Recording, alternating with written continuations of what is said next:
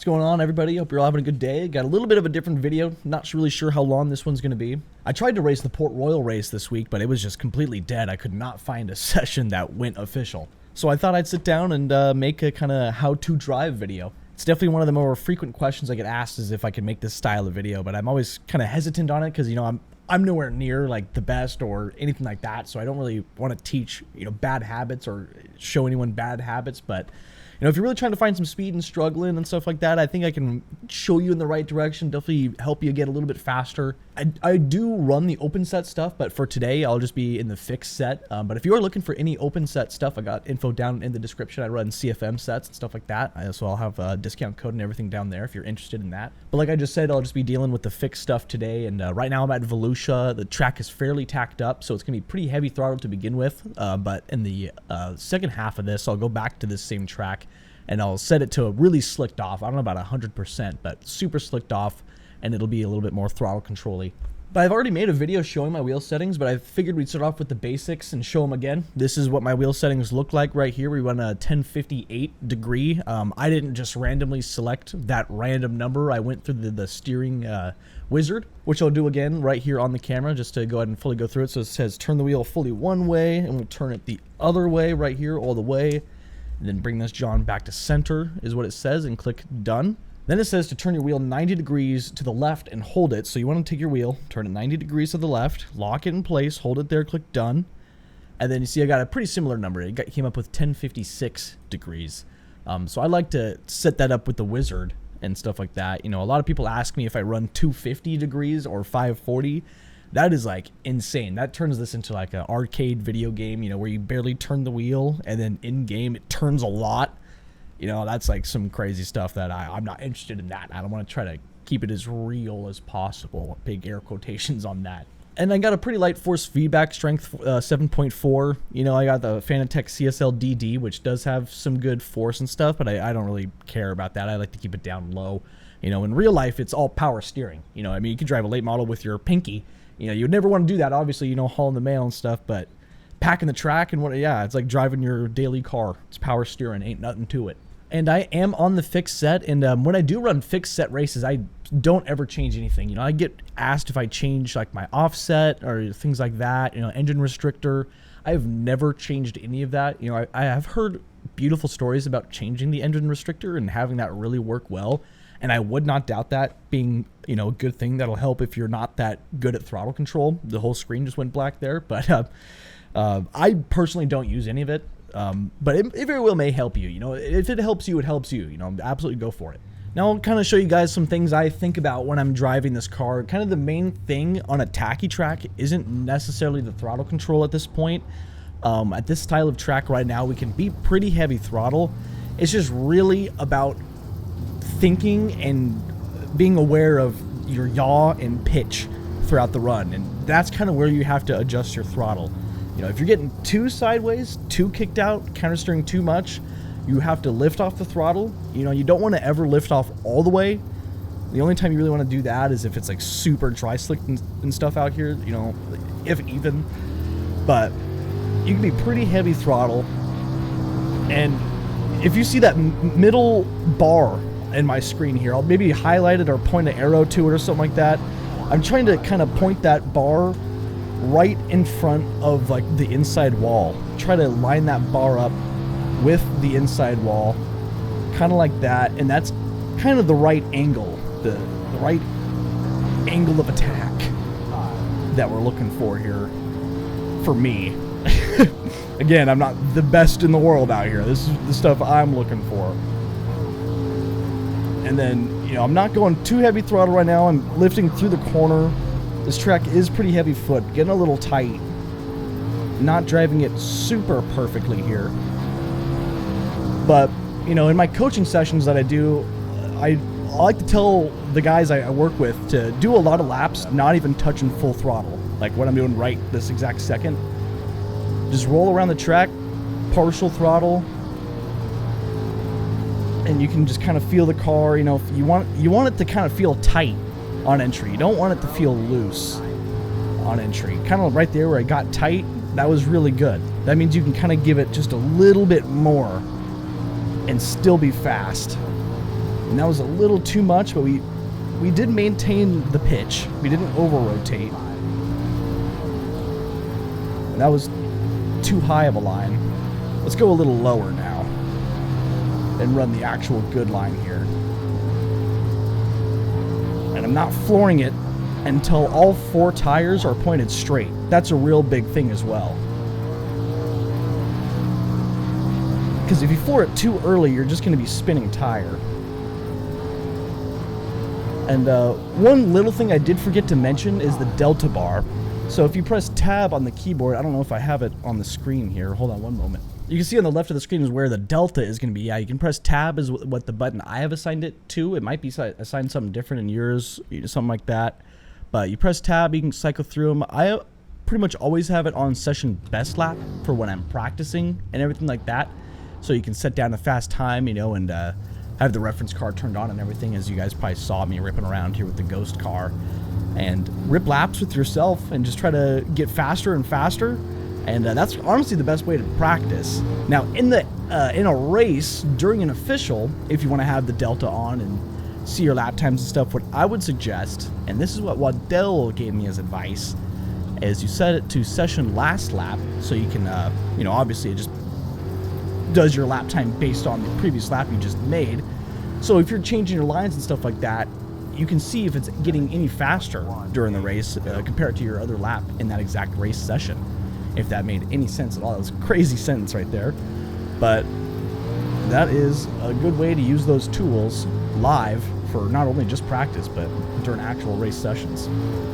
But I think we've ripped enough laps on this style of track, so I'm going to go ahead and reset it and go to the same track here, but a way higher, crazier track state that's going to take some more throttle control.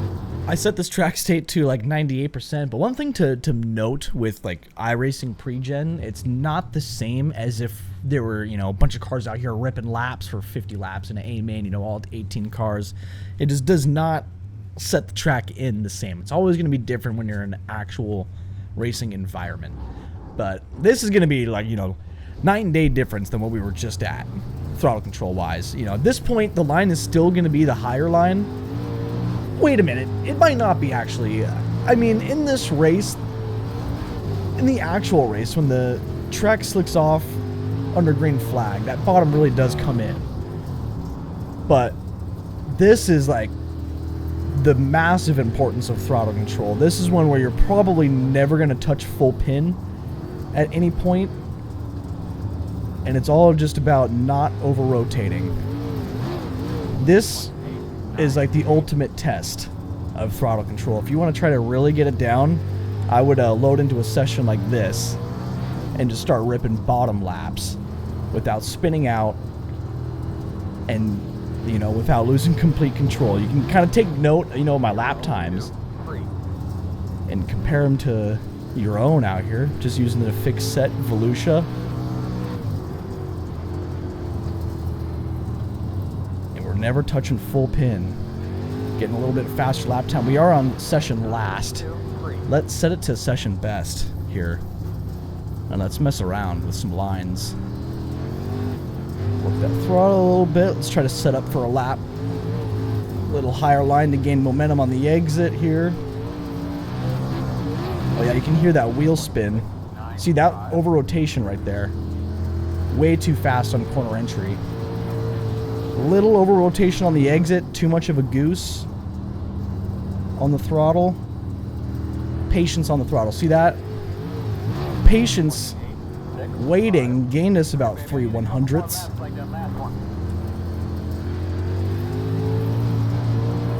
And I think this lap we'll try to move up the track here. We'll see if a little higher line might be the way, but I honestly feel like that bottom is going to be it. There's a wall there. Oh, the high line is in.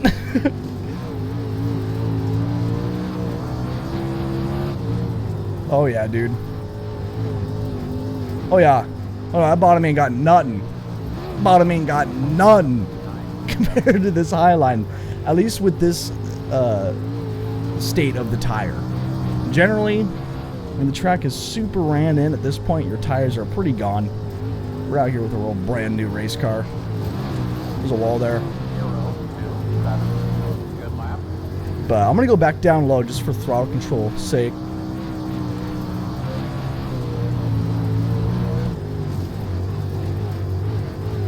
Bring it back down low here. That super inside line. I mean, I feel like I might, if I can nail it, we might be able to like mimic. Pretty close, maybe not. On the lap time. 3 and 4 was pretty substantially different right there.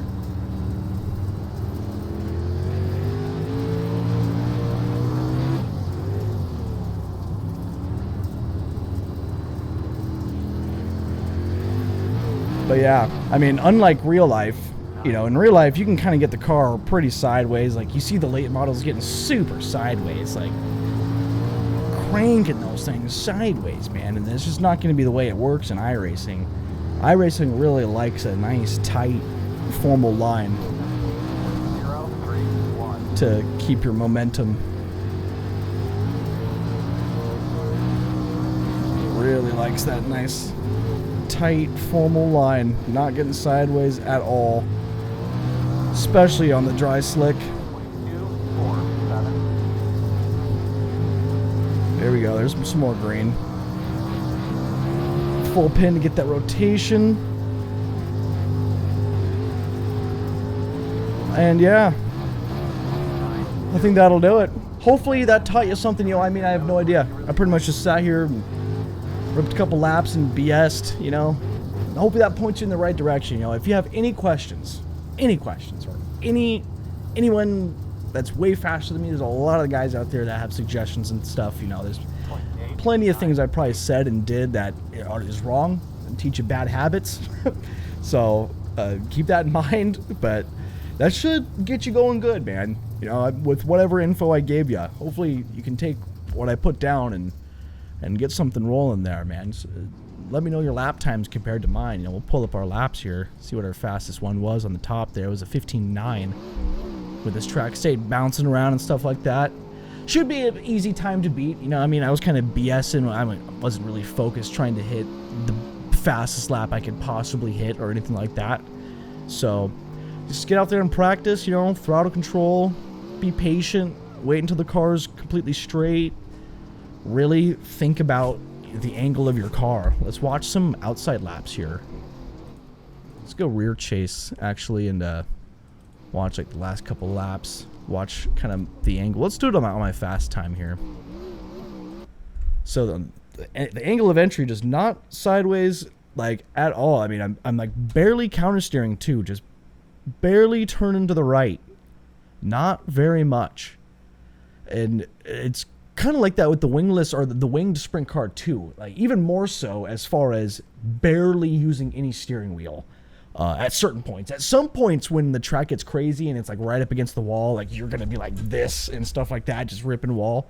But generally the sprint car is just super tight wheel movements. You're barely moving in the sprint car.